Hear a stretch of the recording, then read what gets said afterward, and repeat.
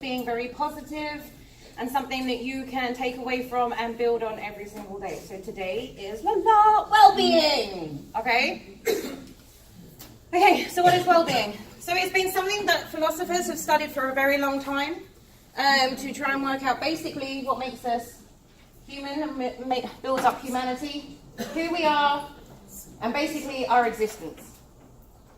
And in recent years it's moved from just some kind of like philosopher theory to actually having science put in and research to why people need well-being. If you look around and how we live today, we are living lives that we are told that we should live, that we live in houses that we need to pay for, and to pay for that we need a job, and to have a job we need to then have a car, and to have a car we need to then it's an endless cycle. So we are kind of now, all of our days and hours are taken up and consumed by a lifestyle that we have been told in which we should live. And in essence, taking that away, we are then focused so much of our efforts on that and spending so much time on trying to achieve a goal, and when we get to the goal that's not good enough, so we kind of go on to the next one, that we're not looking after ourselves, period. So that, in enabling the understanding of the factors both influence and constitutional well-being. So, the science of subjective well-being suggests that, as well as having good experiences and good feelings, we need a sense of individual vitality. Our school system has a great way of making everybody sit in rows. We all learn the same. We all learn to write, spell, take exams and tests the same. We start off being these creative little kind of crazy hyper 3-year-olds doing all these amazing things, and then like, oh no, you can't get up from your seat, you have to sit down. You then go out and have a break when we tell you to go out and have a break. So we then get very conformed. It's very quick, and we do it at a very young age. We then all feel the same. We're not different. But we are. There are so many things that I do as an individual that I know for a fact that I do completely differently to the rest of you. Talk differently. It's like my biggest superpower over here. Undertaking activities which are meaningful, engaging, and which make them feel competent and autonomous. It's nice to know that we're awesome at doing a job, that we're freaking better at it than potentially anybody else in that office or at that place, and that we own it. It's a good sense of pride and a good feeling. It's also okay to suck at stuff. It's okay. We can fail, we can suck at stuff, because someone else is going to be better and we can learn from them. A stock of inner resources to help cope when things go wrong, and are resilient to change beyond our immediate control. And I've said it before, we can't control how our life is going to be, we can't control what life decides to throw at us, but we sure as hell can choose how we respond to it, whether by our actions, by our words, and how we move forward. There is so much truth that we do try to tend to live in the past, or things that hurt us in the past, and then we get kind of encapsulated in that and not move on, because the healing process, A1, hurts. And then when we get to the other side and we've kind of gotten over all that bad craziness, we're like, oh, this isn't me anymore, because you've kind of spent your whole entire life trying to identify with the pain and the crap that you went through. It is also crucial that people feel a sense of relatedness to other people. We are naturally herd people. We naturally like to be a part of a group. We feel at home, we feel comfort, hence why we enjoy doing things in a community, as in a group. You guys, with your sense of relatedness, you've all come to college. You've all joined a different path that is similar to every single person in this room, and you're all on it together. When you graduate, you're all probably going to separate. But for that short period of your journey, everybody in this room always part of that for a little moment. And everybody crosses your path for a reason. So that in addition to the personal, internally focused elements, people's social experiences, the degree to which they have supportive relationships and a sense of connection with others from a vital aspect of well-being. I'm a very social person to the extent of small group social interaction. I hate big groups. I hate peopling. There is nothing worse than if someone goes, oh, let's go to Busch Gardens for the day, or Disney, and I'm like, nope. I'm much of a, can we just have a small group and go camping and have a fire and eat s'mores? Like, that's badass. Okay, so what are the 5 elements of well-being, career well-being? If you are not happy about going to work, that makes your life so much harder. You are spending 40 plus hours a week, potentially in a place that you hate. It's hard. I've been there when I worked in the prison. My last 2 years of working in that prison was the hardest 2 years of my employment history to date. And I remember kind of driving into work, most mornings crying my eyes out because I actually didn't want to walk through the gate. And that's awful to think that I did that for 2 years, just trying to push myself to go into work because I had bills to pay, because I had a mortgage to pay. And then I finally snapped one day and I was like, I'm done. But here, so far, touch wood, there's not one day that I have gone, oh my God, I've got to go to STC today. There are stressful days and there are stressful times. But I absolutely love working with you guys and being here every single day. Social well-being, having strong relationships and love in your life. I'm very lucky that I have found a human that can totally tolerate my craziness every single day. I really appreciate that he came across in my life. Financial well-being, effectively managing your economic life. Live within your budget. Live within your means. There's a great thing that I saw on Facebook, like don't spend $500 on a purse to then not have anything to put in it. Don't try and live up to other people's standards when you can't. That time will come. If you put in the work and you save and you put in the effort, that social status will come up if that's actually what you want and you desire for. Physical well-being, having good health and enough energy to get things done on a daily basis. Now I play softball. I run, because it's better than killing people, and I like eating bad food, and I used to be a very large lady, and I don't ever want to be that again, but I'm like, is this it? Is this my life? Like, I'm having a hard time now getting to the point where I'm actually getting middle-aged and old. And I'm like, no, I'm still in my 20s, I'm still cool. And community well-being. Like I've said before, the sense of engagement you have with the area that you live. This one I've found quite difficult since moving into America. Because I still really haven't been here that long. I mean, like, just over 3 years really isn't a long time at all. I feel like I've been here longer, but I haven't. And for me to try and join community groups, I find very difficult anyways. So I play in an orchestra as well, which we're out of season because it's full of old people and they're kind of like snowbirds and they're not here dying with us at the moment. And then when they come back, the season will start. And then obviously playing softball because it's kind of like a community setting and everybody's playing and enjoying themselves.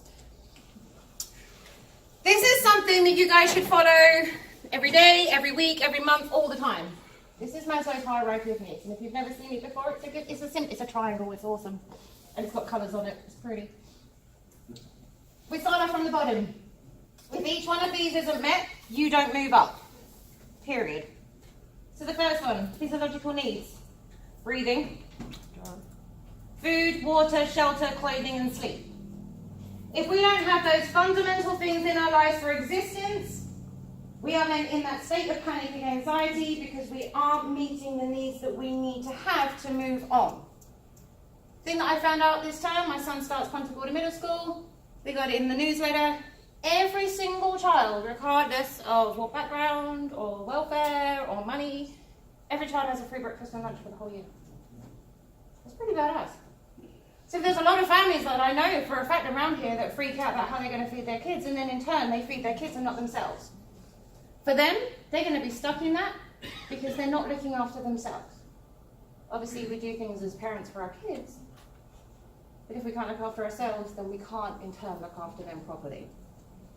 Once we've had all those things met, we then go to safety and security. So our health, our employment, property, family, and social stability.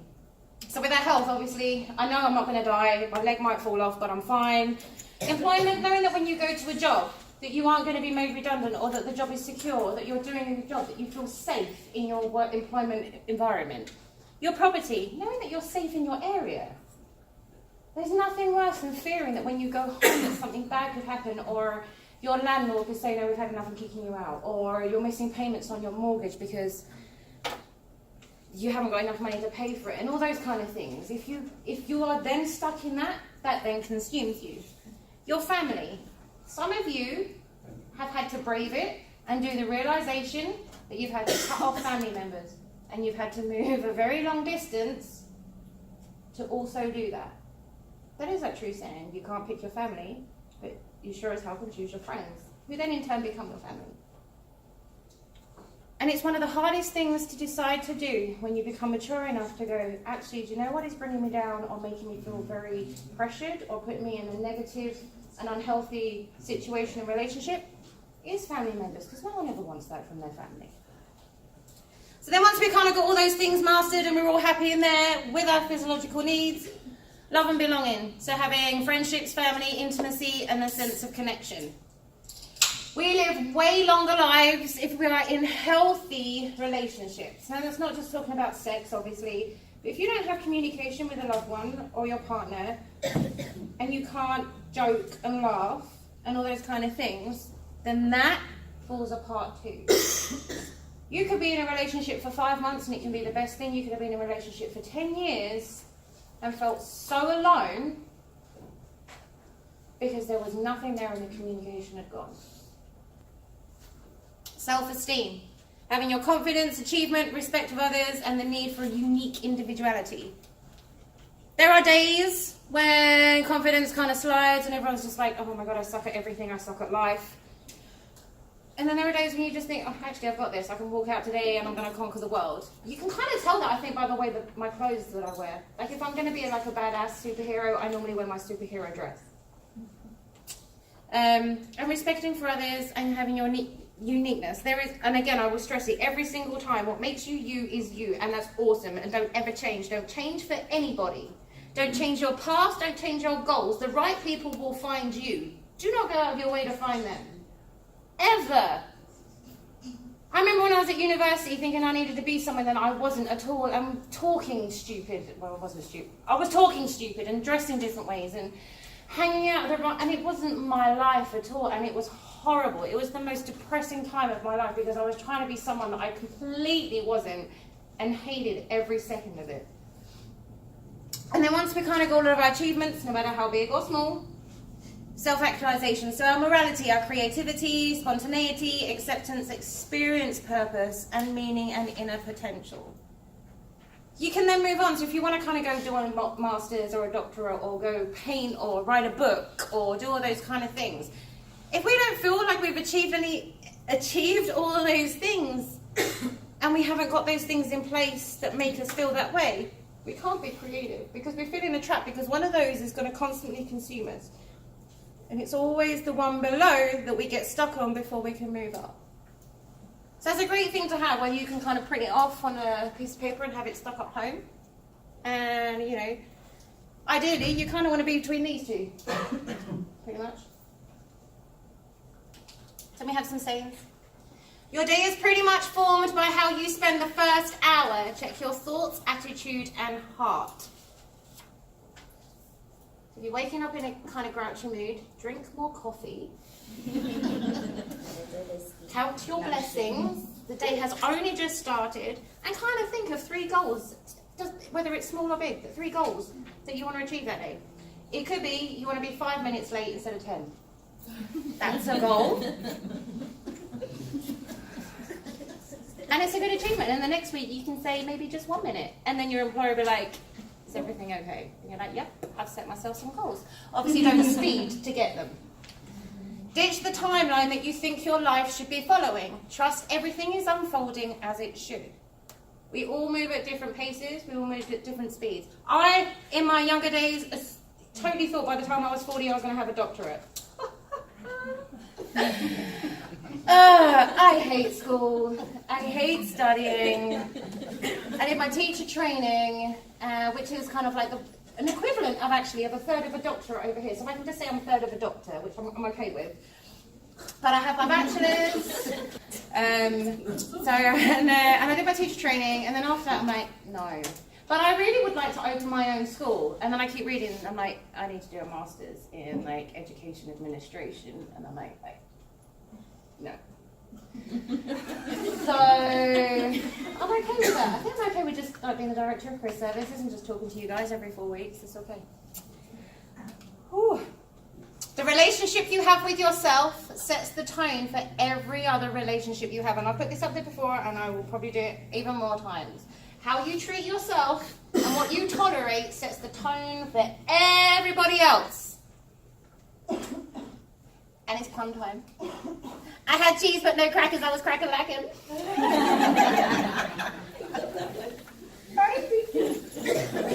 So obviously, like, students just randomly send me these puns, and then I'm like giggling in my house. And my husband's always like, I just got another pun. So yes, that was my favourite one so far. So just remember, you need to make, again, and I will stress it, you are responsible for your happiness. You are responsible for your life choices and the direction that your life goes. No one else can set that for you. So just keep working out what you want to do and set yourself goals, whether it is, obviously, not be late, weekly goals, monthly goals, yearly goals, but never forget that the journey is a lot of the fun that brings a lot of joy to our lives. Yeah, and that's where people miss a lot of the things that we go through, because we kind of concentrate on the end and not enjoy getting lost on the way.